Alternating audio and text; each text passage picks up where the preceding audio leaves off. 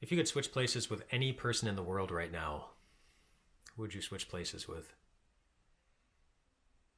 Maybe you see on commercials or on other TV shows or social media streams pictures of people who are sitting pretty comfortably during this pandemic, people who live in large homes with swimming pools and all the food and resources that they would ever need. And you think, well, man, that would be nice if I could switch places with them.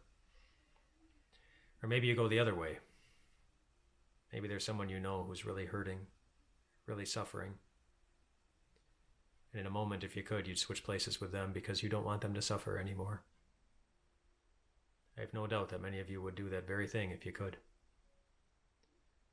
Would you switch places with somebody who's suffering because it's their own fault? Because somebody warned them, hey, if you do this, you're more likely to get sick, and they went and did it anyway. Or somebody who was reckless, or somebody who did something that showed they didn't care about the rules, they didn't care about their safety or anybody else's safety. They just did what they wanted to do in the moment, what felt good, and now they're paying the price for it. They're suffering because they made a stupid mistake. Would you switch places with them? I ask you that because that's what Moses was willing to do.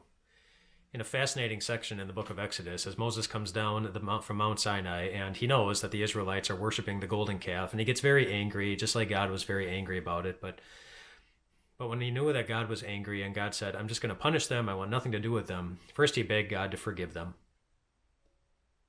And then he said, but if you don't forgive them, will you consider punishing me in their place? Instead of wiping them out from your memory, wiping them out from your book, erase my name from it. He was willing to switch places with them. With them. Oh, he didn't do anything wrong. Now, God didn't let him do that.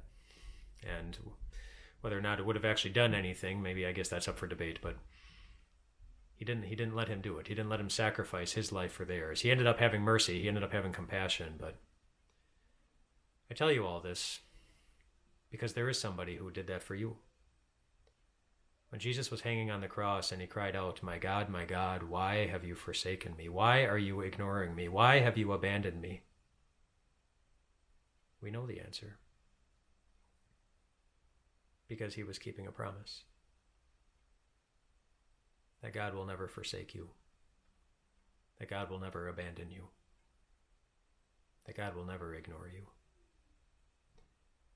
Jesus took your place. He took mine as our substitute. Because his heart goes out to us when we suffer. And sometimes we suffer through no fault of our own. Something happens that is completely outside of our control and we hurt because of it. And then sometimes we suffer because it is our fault. And yet he still has compassion on us. He still offered his life as a sacrifice for ours.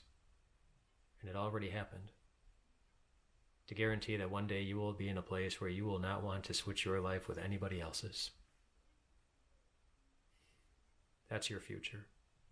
And nothing can take it away from you. Nothing. Rest well tonight, my friends. Rest well. God will never abandon you.